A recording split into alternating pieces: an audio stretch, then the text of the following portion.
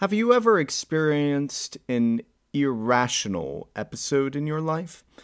One that forever left you wondering if all of it actually, changed anything? I have my own story of this type to share. After all, who doesn't like a story? He sure does. This began on a day much like any other I've had before. It was a rainy Friday afternoon, and I was relaxing within my eerily secluded suburban residence.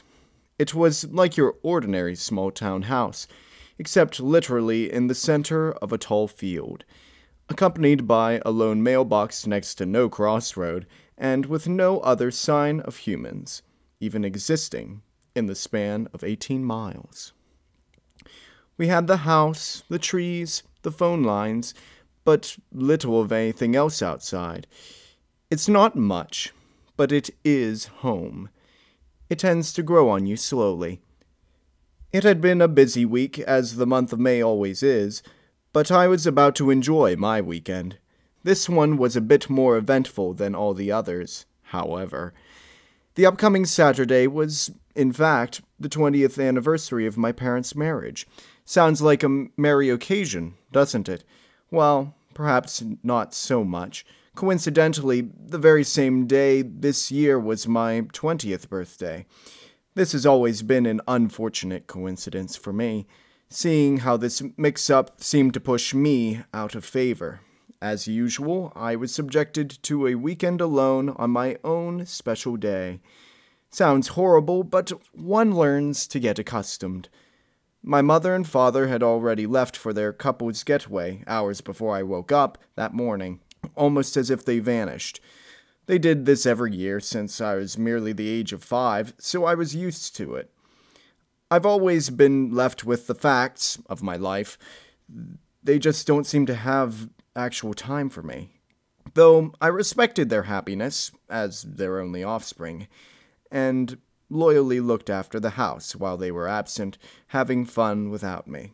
I feel as though I'm a little too devoted for my own well-being. I was bothered by the fact that they spend little time with their only child, and I was too controlled, not to mention distant, to actually bring it up. I suppose it's my fault at the base of it all, but in a strange sense, I secretly don't mind being left to watch the house so much. It was pretty easy, actually. There was a little danger within this lone abode's surroundings, and we had no pets to take care of. It was basically just me out here.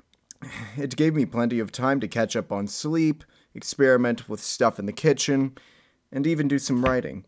But at the end of all the chores and priorities, my primary pastime had always remained the same: playing video games. After I finished up all the trivial housework, I was left with nothing productive to do.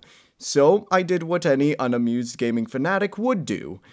I settled down inside my room and looked at my large library of games. Most of what I saw there were those that I had played very recently, not to mention were fresh in my mind. But as I skimmed across my assortment of handheld games, a streak of comfort swept through my head.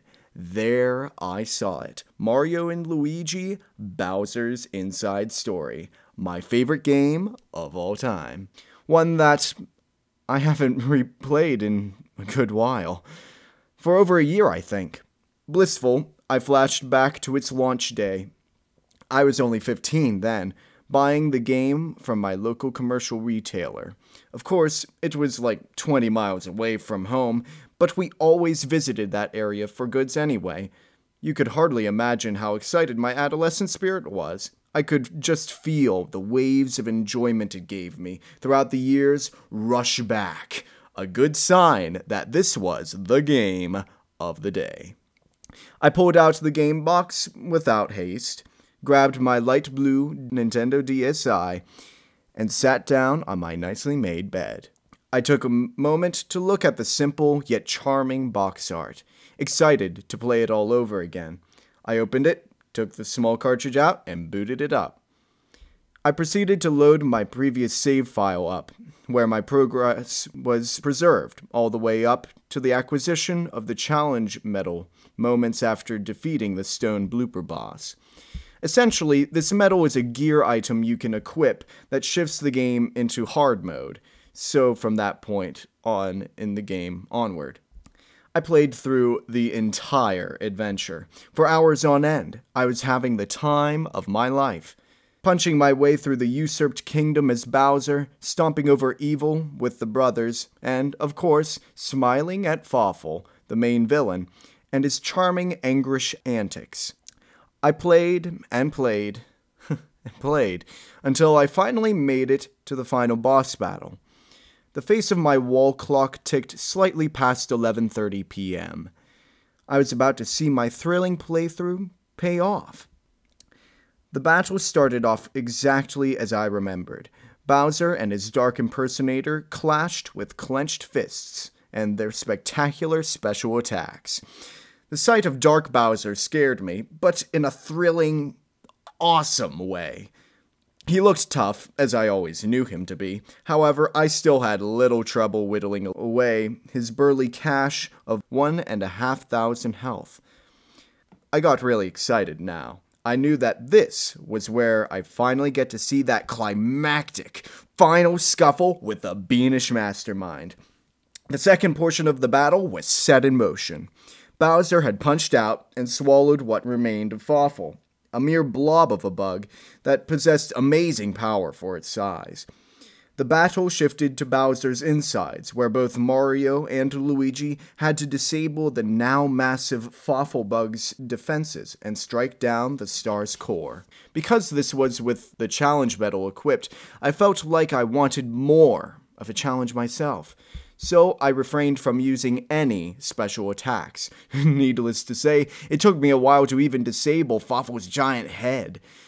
Throughout the course of the fight, I took an astounding amount of devastation from the boss, particularly as Mario. After a mistimed counterattack, Mario dropped to the floor. What else would he do? He ran out of HP. Soldiering the remnants of Fawful's vicious attacks afterward, I used Luigi's turn to try to bring back Mario from his game over. I shifted over to the item block command and scrolled down to where my 1-up mushrooms were kept. I had only one left. This confused me because I actually checked my surplus for items beforehand. I had around 20 of them in there prior to starting this fight. Now it was reduced to only one. Weird. I used this last 1-up mushroom to revive Mario and resume the fight. Having not even attacked the core yet, Fawful was left with one of his insect-like legs to stand on. I proceeded to target the leg, this time with Luigi. The successful double stomp destroyed the final leg. This, ordinarily, should have left Fawful's giant head careening down to the floor. Which it did, but not immediately. Instead of the falling animation I remember, Fawful seemed to hover willingly in midair for about 5 whole seconds. His demonic red eyes were fixated to where Luigi always stands in battle, and his original expression of worry formed into a demented smirk, straight at Luigi's younger brother. His lower eyelids perked up halfway through the eye socket as he grinned wide. His huge, daunting teeth that I always remembered to be square-like with flat, rounded tips were now triangular and serrated like those of a famished apex predator. It was the face of one who outwardly desired to kill. This lasted for only a matter of seconds, and I figured it was nothing more than fatigue from playing for so many hours. Fawful then predictably fell to the floor like he normally would have, where he was vulnerable to damage. He, however, was immediately readying an attack. A large shard of darkness spawned from the star's core, dangled precariously by the same ghastly black threads that held the creature's appendages together. This was an ordinary attack the battle was supposed to let happen, so I assumed what I witnessed before really was just me. Until the attack began. The sharpened spike twirled around the mass of the core, like that of a medieval flail. A few cycles passed, and the razor-sharp needle struck the ground, swiveling around the battlefield and violently scraping against it. I coordinated my button inputs carefully, ensuring that both the brothers avoided all possible damage. It stopped after mere moments and retracted back towards the core, now charging for another attack. The two brothers simply watched the core charge up. I was sitting there patiently, awaiting the counterattack commands to pop up. They never did. I had literally no control over the two. I was forced to watch. The core surged with a dark aura as it instantly unleashed the move. It was so fast, I couldn't detect a single frame suggesting where it originally aimed at. The explosion caused my system's screen to glimmer an unusually bright white. I swore it appeared to be leaking off the ends of the top screen. It eventually faded, but my eyes still detected traces of the bright flash. Even after blinking repeatedly for a whole minute, following one final forced blink of mine, the blinding light had dimmed down a bit. It was now looking more like the way my DSi screen is supposed to shine. I waited and waited and waited. The screen remained ghost white for countless minutes. Believing that my game merely froze up, I sighed a bit and passively glanced up at my wall clock. It was exactly midnight. Feeling exhausted and having my DSi left in a blank state with seemingly no method of waiting it out, I figured it was time to pack it in for the night. Knowing I still had lights on in the other rooms of the house, I set my DSi down on the old family hope chest and got up to resolve this little task, not even bothering to turn the handheld off. Walking past the front door and halting at the foot of the kitchen, I saw that I once again left the laundry room light on. Damned trivial habits. I exhaled a quiet groan, feeling foolish, and walked all the way downstairs to shut it off. I reached for the light switch. The instant I touched it, something promptly made me stop. An irregular sound, a frail yowl of discomfort I've previously heard from one and only one figure. It was Luigi. At least I thought it was. The voice sample I was hearing sounded like something was wrong. The cry was faint, but somehow oscillated, as if it was right next to my face. It seemed as though my own room was the source. My heart stopped at the very idea of this. Luigi's voice sounded real, yet unnatural. Its resonance blared, though there was an echo to it. The fact that I could hear it all the way down here with such clarity haunted me. The DSi's speakers were not strong enough for this voice of Luigi's to resonate like this, let alone carry so well over this distance. I knew this for a fact. I was left in a mental stalemate. I did not want to find out what caused that shrilled cry, but at the same time, I did. Petrified, I flicked the light switch off and forced my shivering legs to carry my blanched self back upstairs.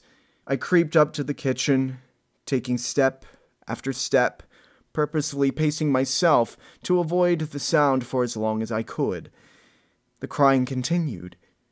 As I creeped closer, the noise gradually became more normalized. I wasn't wearing headphones, but it sure sounded like it was. Turning the kitchen light off as I passed, I slowly and silently locked my front door, intentionally looking away from the source of the distressed crying. Shivering all over, I bravely poked my head in and stepped forth. I was expecting someone to be in there, but instead I saw my room looking exactly as I left it. My DSI also appeared to have remained untouched. It was still befouled, with that ghoulish freeze frame of nothing but white. Not moving another muscle, I squeamishly glanced at my bedroom window out of a disturbed sense of self-security. It was closed. Literally nothing was different from before. My tense heartbeat began to regulate itself. The sight of my room calmed me down. But that was soon ruptured. The abhorrent cry I heard from before seemed to be fading back into the DSI's speakers.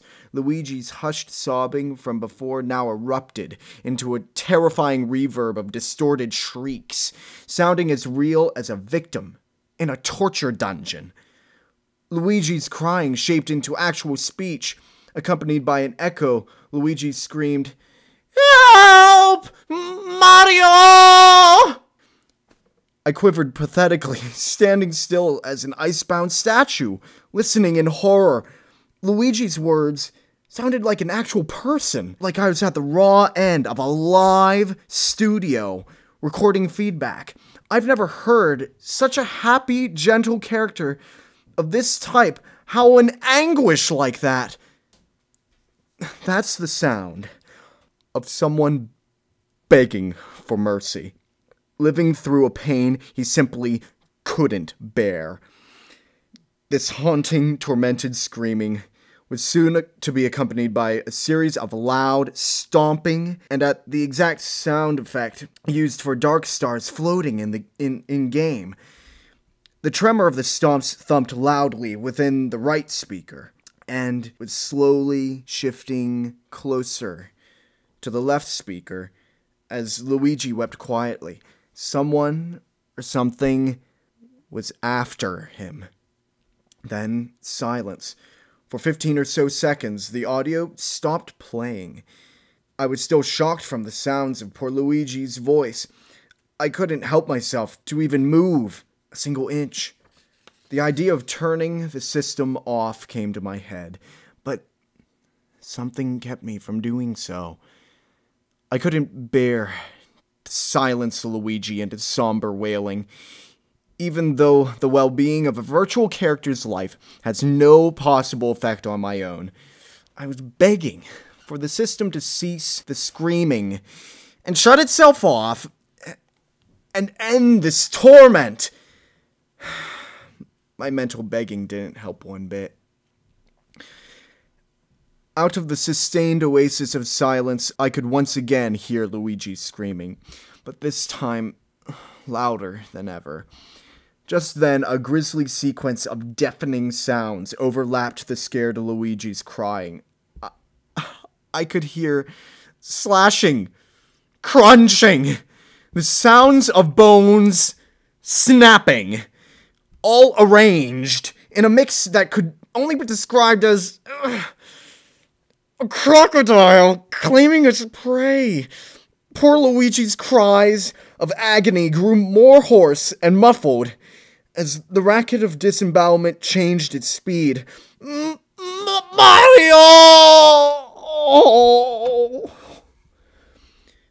The distorted cry for help soon dimmed to nothing, right as the gruesome, crunching sounds did much the same.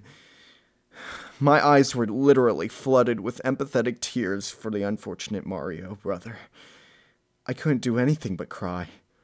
Luigi?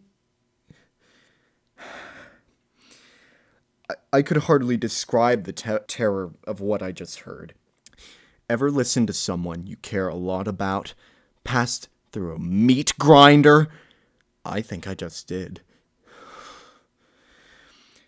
The screen was still nothing but white, leading my imagination nowhere but to run frantically. As soon as I thought it was all over, I heard one final sound. The loud, ghastly churning of someone's throat. A soft, echoing tenor that molded into a moist, lifelike swallowing noise. It reverberated lower and lower as if traveling down a beast's merciless gullet. Only then did the white screen fade, turning the whole system off on its own. I meekly dropped to the floor, knees first, and sobbed quietly over the velvet carpet. I clasped both my temples and forcefully shut my eyes, trying to keep myself together. After a minute of psychological reconciliation, I soundly brought myself back to a natural standing position. Okay, keep your head on. It's been a long night, and you are exhausted. Yeah! That's it! Yeah! You just need some sleep. I tried convincing myself that all of this was due to a lack of healthy, normal person rest in my sleeping cycle. So I stopped everything and went straight to bed, just praying that this would all blow over. Sooner than expected, the morning arrived, as early as ever. I woke up feeling as though it wasn't for very long. Graced by the soft cushioning of my own pillow, I still had clear memories of the horror I witnessed. But I suppose focusing on nothing but the negative happenings couldn't be healthy, nightmares or not. I wanted to forget about it, but I simply couldn't. I needed to perk up. It was my own birthday, of course. This was going to be a good day. Who was I trying to convince? If everything was all sound in my life, I wouldn't have to think about it. Or is the house my persuadee? My head hurt real bad, the reason unbeknownst to me. Maybe I just needed to wake myself up properly. Yeah, that's just what I need. A barely audible, nervous giggle escaped from my mouth for almost no reason. A shower was something that always set me straight and relaxed. So, I took with me my favorite pair of clothes and departed for the bathroom. The room's light itself soothed my worries a bit. The good old shine of this small room never failed to ease me down. Now, with a smile, I set my folded attire down on the clean top of the septic tank lid. But I couldn't help but turn to the mirror above the sink. My glasses were still on. I suppose I was still too shaky to take them off before bed. But this trivial mistake wasn't the most noticeable thing. Looking straight into the depths of the mirror, I saw that my eyes were now a different color entirely. What was originally a brownish-green hazel hue was now a dull, lifeless gray. My eyes clashed with this chilling reflection of mine for a moment longer than I could hope to keep track of. Blinking, and blinking over and over again just to make the image appear normal. Even after a splash of ice-cold water to my face, my eyes remained this color. I was both creeped out and angry, thinking as though my mind is still focusing on what I thought occurred last night. Look at you, thinking your eyes have changed. Ha! Nothing happened! I cackled deliriously, glaring with a strong expression of malice right at my drowsy self. This still didn't change my eyes back, so I stood back upright and turned at the shower door. But not before taking a last-minute glance at my reflection. I entered past the door, stripped off my old clothes, and took that damned shower. A very cold one. 30 minutes passed, and I left the frigid washing that left me feeling so refreshed and much more awake. I promptly combed my conditioned hair, reapplied my glasses, and slipped my top choice of apparel on. A roomy, crimson-colored t-shirt and tattered blue jeans that were so baggy you could hang glide with them. I was all set for a great day of relaxation. On the way out, however, I ignored the sink mirror and what it showed me before, so sure that I cleansed my eyes of all the dull colors. Fresh air was the next best thing for me to be exposed to, so I headed straight for the front door and opened it up. I felt a cooling breeze blow into the house as I stepped out.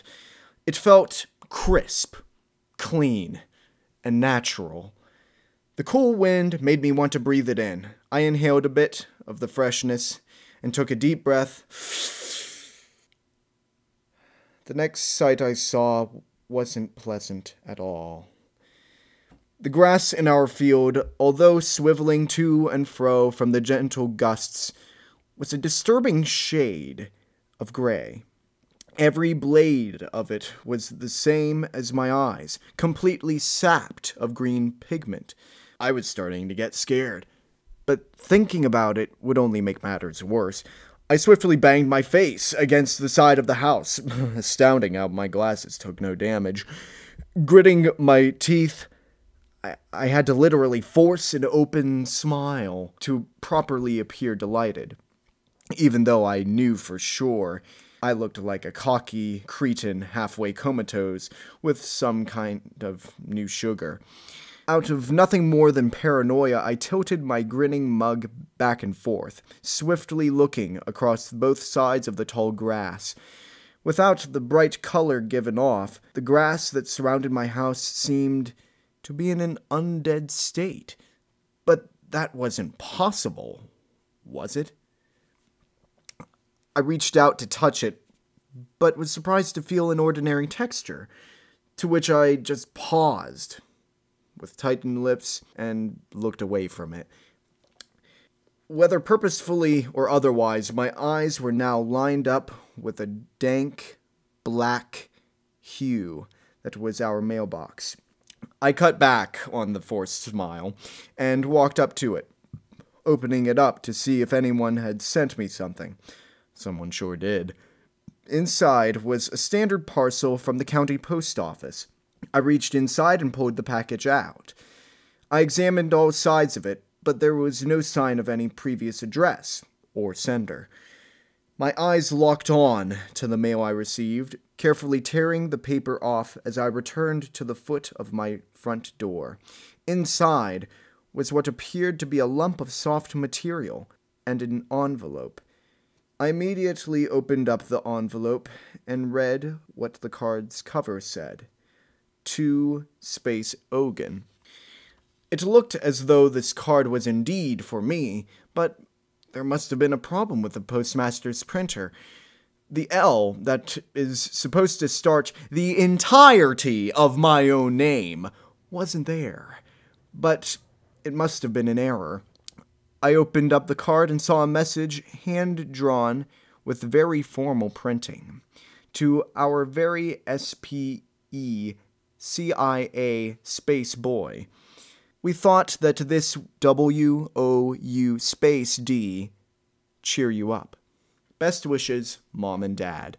Despite the recurring lack of the letter L, my face lit up like any happy child's would have. Despite the recurring lack of the letter L, my face lit up like any child's would have.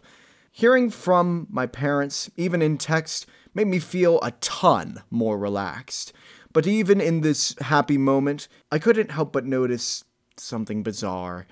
That's not my parents' handwriting. For one, they always write their letters in cursive, and they would never write this bold. The streaks were clearly formed by something pen-like, but it looked like I would track ink on my fingertip if I were to touch it. But whatever, right?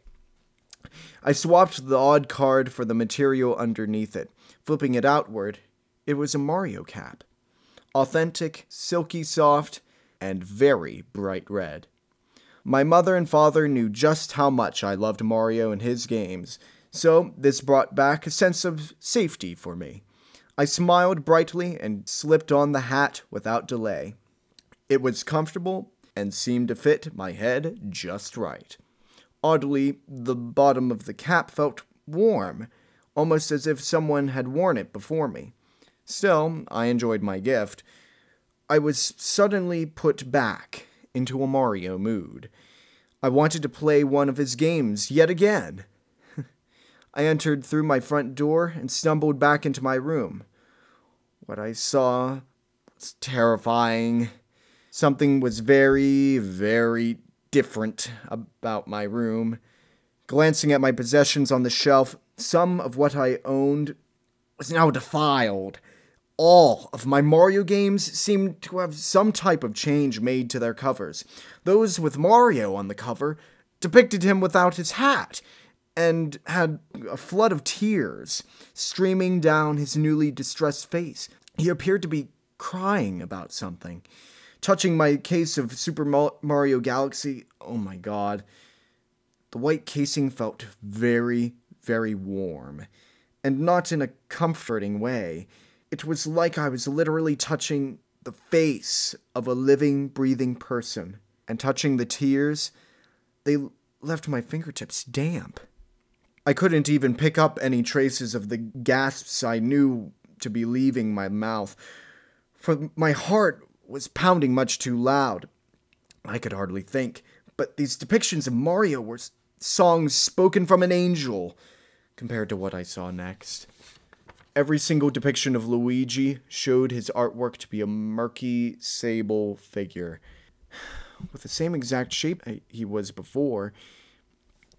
It was the same as a fussy child coloring in a doodle he couldn't stand to see anymore, with the darkest color of crayon within reach. Not a single bit of this black shading was irregularly filled in, nor was any of it beyond Luigi's outline, which was now colored a horrid tinge of what I would call malignant mauve. Now I knew that something wasn't right at all. These outlines were polarizing to the way Mario had been changed, whereas touching the Red Brother, I felt a forebodingly, frigidly warm feeling of touching someone's imprisoned face. What I would name a wake-up call to the senses. The various shapes of Luigi had been plagued with was in essence I'd only ever felt in my darkest of my nightmares. The violet streaks seemed to have been carved by something sharp and imbued with a menacing evil, glowing purple like sun-drenched amethyst jewel.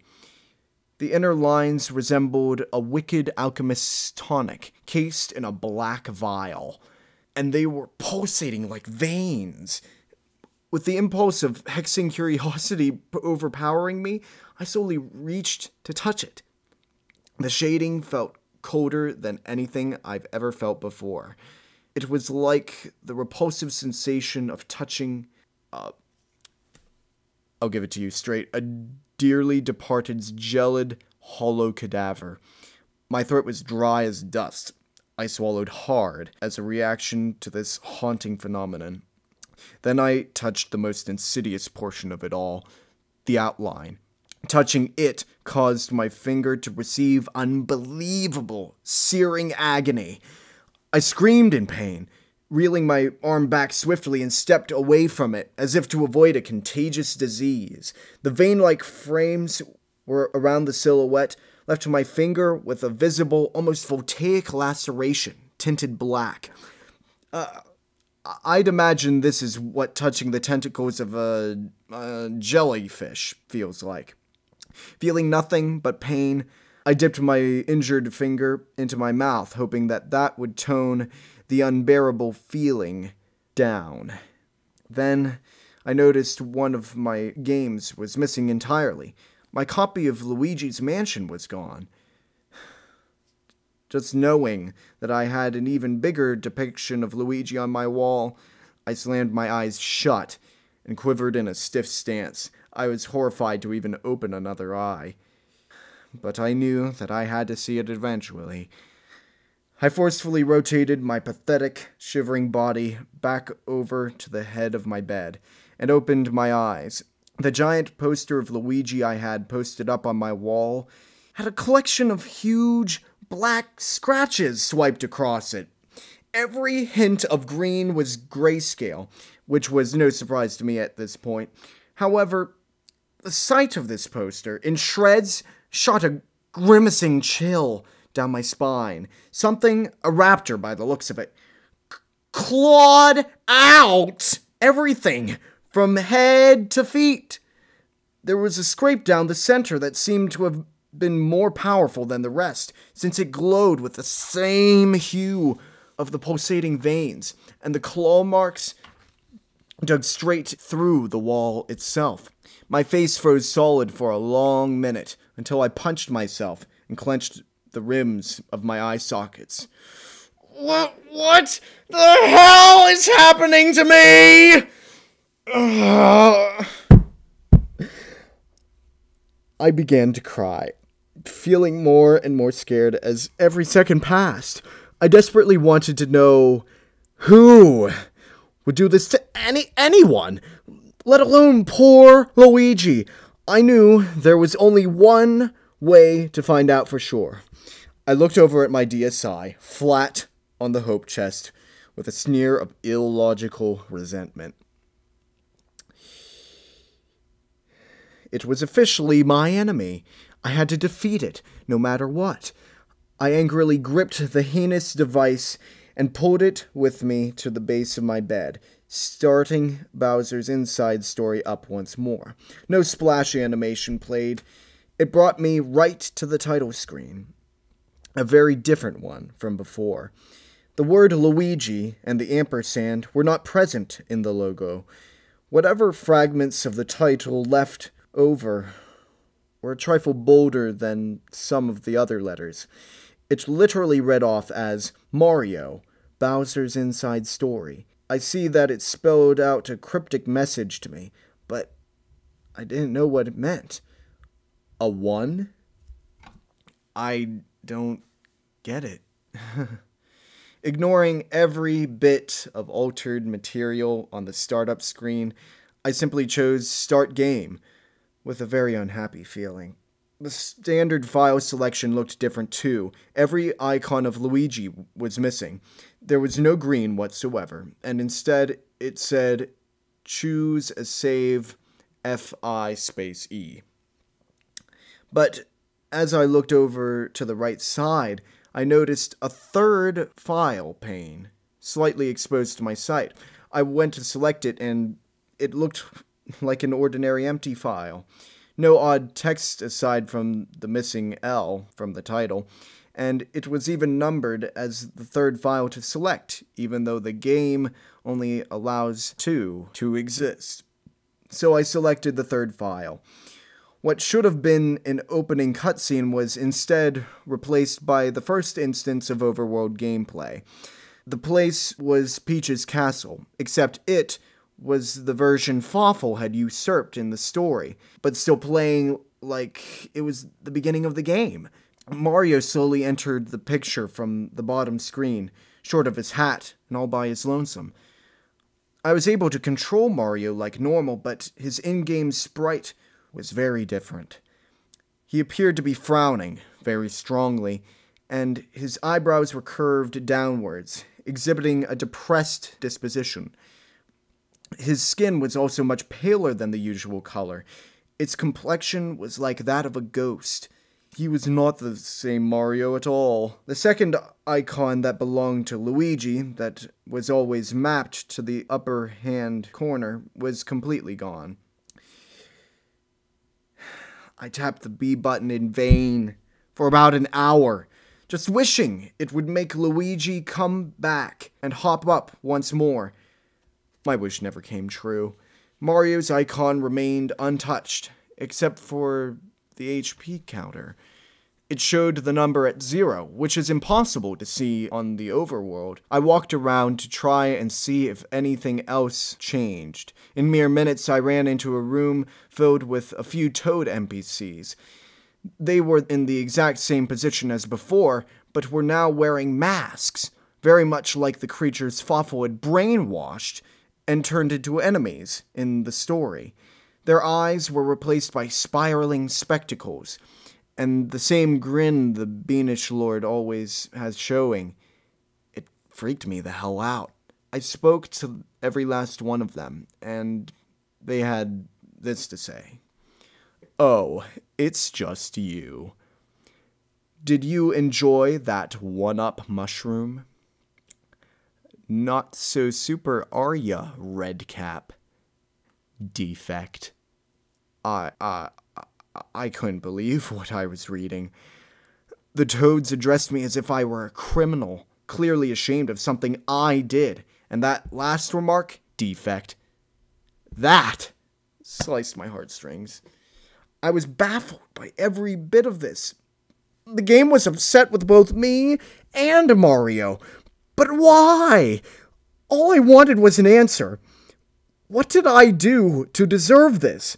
With nowhere else to go but the conference room, I had no choice but to enter the top. The second I entered the conference room, I was blocked off by 2 guard toads. They, too, were wearing those freaky masks, and they also spoke to me. A1, are you? A P-A space E face is a G-U-I space T-Y face. The right-hand guard jumped squarely onto Mario's head, taking his hammer away from him. This is a hero's hammer. It's about time you've returned it. Pulling the hammer straight back, the brainwashed toad forcefully slammed it clear against the back of Mario's head, knocking him out cold. Mario collapsed face first on the floor, not even shouting in anguish from the painful-looking blow to his head. The toads began to drag Mario's limp body by his legs. The scene was ended by an iris wipe as the toads were taking Mario into some other room. The following scene opened up with a transition wipe I saw earlier and displayed Mario held captive, but by what I thought to be a giant statue of Fawful. Its arms were exposed outward, unlike the normal statues found in-game, only Mario's head was sticking out from the grip of the huge, hulking stone effigy. Its fists appeared to be tightly squeezing the plumber, restricting him from movement. The room appeared to be Bowser's overtaken throne room from earlier on in the story. Mario was unconscious. I wasn't even sure if he was alive. Nothing else went on from here. The game appeared to be frozen once again. But my past experience with this game in the last 24 hours struck me with grueling skepticism. I knew for damn sure that this wasn't anything planned, hacked, or glitched in any possible way. The game, for as scary as it sounds, was testing me. Feeling unnaturally adamant about this whole freaky phenomenon, I had no choice but to play this game's game. I sat as still as a building on my bed, glaring at the screen. I knew that taking my eyes off it for even a moment meant another missed answer, or something worse. I sat there for many hours, just waiting for this scenario to change, but it never, ever did.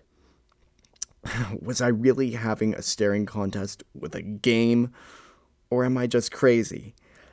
I'm not crazy, please believe me. As much as I wanted to look up and see the time, I forced myself not to. I clenched the rim of my gifted Mario hat, the same as a frightened child would his mother's loving hand. It was the only thing keeping my spirits up. I went well into the post-evening hours without moving an inch, hardly thinking of anything else. I stopped to blink every minute or so, which was utter hell on my eyes, but I really didn't care at this point. Eventually, I had no choice. My human body and its functions shut themselves down to conserve energy. I naturally passed out from fatigue. After what seemed like only minutes, I awoke in a huge sputter. I quickly swung my head in many directions, trying to get a clear view of my surroundings. Fearing that I royally slipped up, I looked down at my DS, still open and firm in my hands.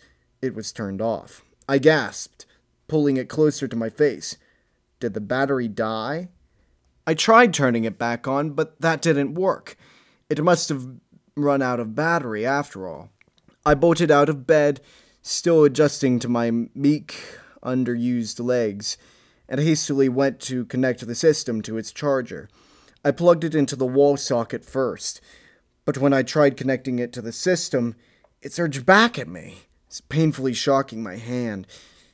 I dropped the system in response to the jolt of pain, clenching my injured hand with my other one. I glanced down at the DSI with a face I don't think I've ever given, not even to my spiteful relatives. I had another should I do it moment. I thought twice about touching the damn thing, but I gave in to my curiosity. I reluctantly picked it back up and attempted to recharge it once more. Thankfully, there was no shock, but it still didn't work. I sighed with a breath of frustration, thinking that I missed something important. The time was 2:30. My weekend was coming to a close. I shut my DSI and set it down, feeling like I could drop dead from exhaustion at any second. I weakly slumped over to my bed and collapsed into it. I decided to give up on this whole thing and actually get some healthy sleep. I took one of my pillows and lightly pushed it against my face, feeling its soft padding. I closed my eyes and tried falling asleep. It didn't last long. Through even the fluffy innards of my pillow, I could hear a loud, piercing noise. It sounded very close, frighteningly close. I was too scared to see what was causing it, so I instead tried making a picture of what I heard. It sounded like something was scratching on my bedroom window, which was only inches away from my own bed. It was a mix of shrill, ear-shattering scrapes against cold glass, and the organic, chilling, slicing noise one could only feel by carving through another's living flesh. It was one of the most terrifying things I've ever heard in my life. Whatever was making the sound must have done it with intention. No way in hell was a sound like that accidental. My first thought was that it was a cat, or perhaps a starving bear. But even so, I knew that couldn't be. Putting trust in my own senses for a brief second, I had to be honest. It did not sound from any sort of reality. The grating continued for 5 minutes, until it mysteriously stopped on its own. I got up and squeamishly approached the window. The scraping sounded severe, yet there wasn't a single scratch on my window. I knew that I had to see what was out there, no matter how much I wanted it to go away. I picked up the burliest blunt object nearest to me, which was a steel baseball bat, and went straight for the front door. Taking a cursory glance at what was behind me, I turned the knob slowly and opened it as silently as I could. I took a careful look out the door's small opening, but nothing was there. The glow of our porch light brought every inch of our field into clear view. There was no wind, almost no sound at all.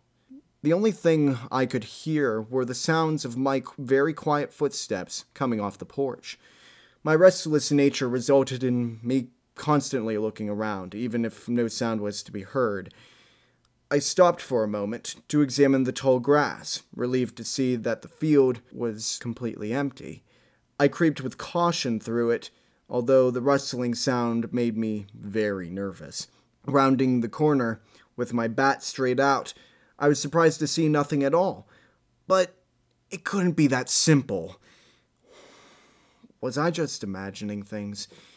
Getting closer to my actual window, my next step through the tall grass exposed something under my windowsill. The light inside my room gave enough of it off for me to get a proper visual. It looked like the same Mario hat that I was wearing, only gray.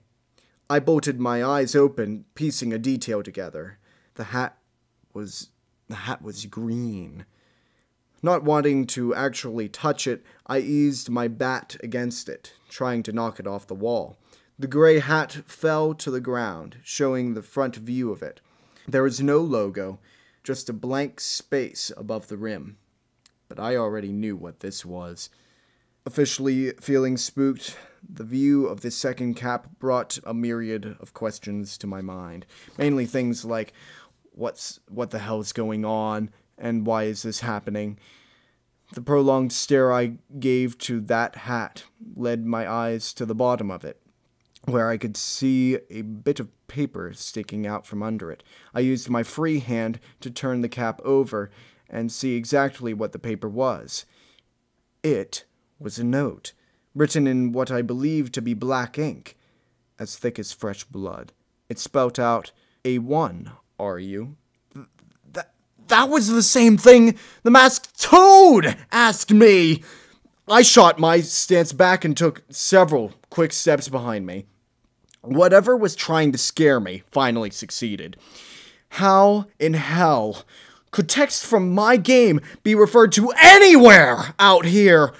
I'm the only one who knows about it, aren't I? It was hard to depend upon even my own inner thoughts, yet they were telling me something. I'm not the only one out here. Looking back at that lurid note, I noticed one of the corners was folded in. I turned it over with my trembling hand and saw another message inscribed with the same black writing. What a nice gift. Gift! Did it mean my hat?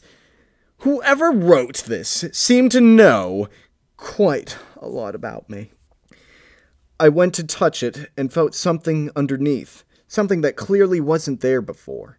I tipped it up and reached for what was concealed. It was a pistol.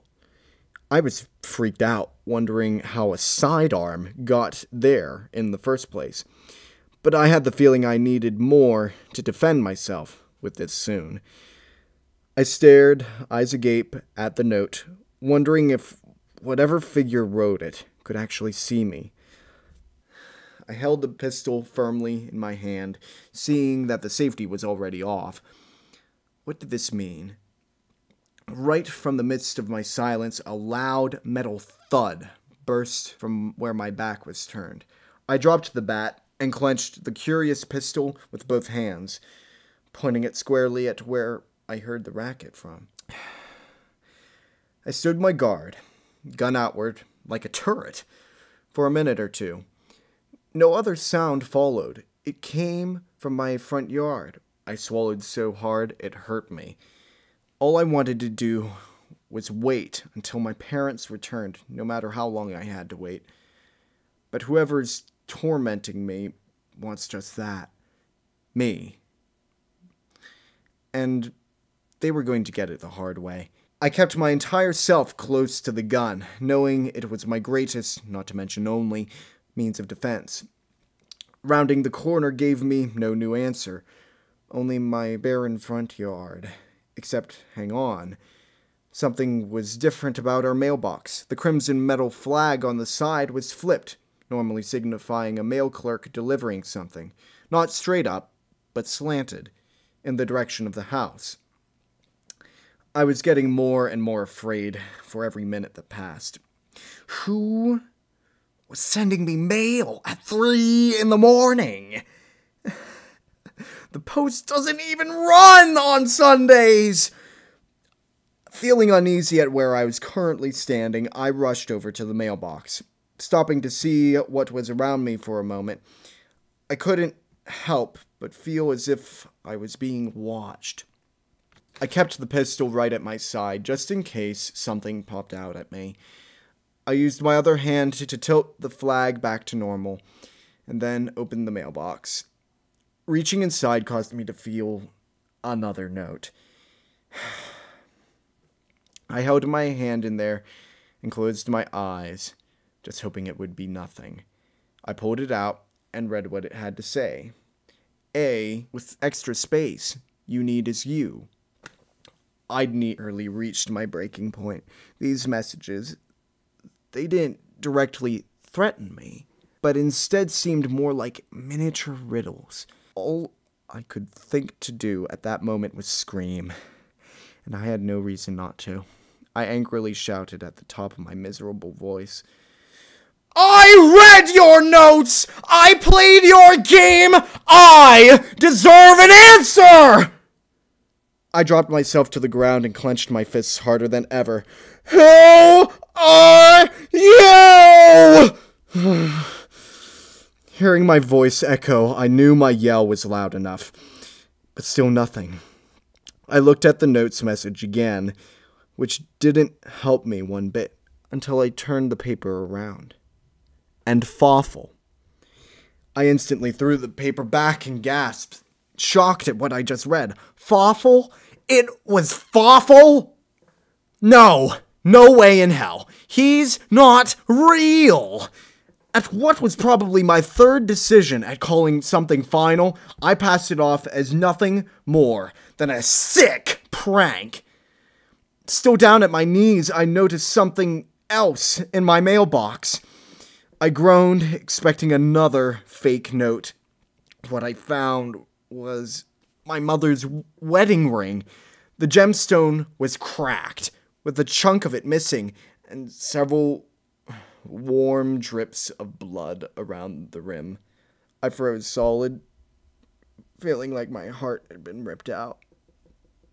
Mom, Dad, no! A flood of tears leaked from my eyes. The closest part of me had been destroyed. I was all alone now. I bawled like an orphaned baby at the sight of the mangled ring, knowing that my loving parents suffered the same. Then another sound played. The first bit of the sound made me jump and fire my gun in a completely indifferent direction. Then it played again, louder than before, but still faint. I was so devastated. I was about ready to kill whatever I saw next.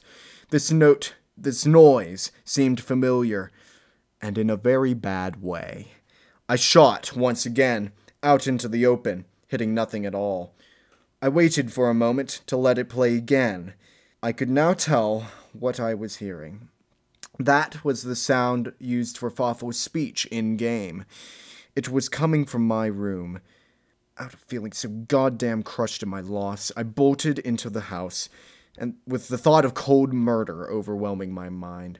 Whoever was really doing this was soon to be a dead son of a bitch. I ran into my room, fully armed. There was nothing. I refused to accept such a thing. I'm not crazy. I looked around my room. My DSI was nowhere to be seen. I violently flipped over my bed like a madman, pointing the gun straight at the carpet underneath. It wasn't there either. I heard the voice again, but it was a quiet giggle, not the same thing I heard from outside. It was coming from my right pocket. Overflown with uncertain rage, I took a clear shot at the confines of my pocket, which only resulted in a bullet piercing through my thigh.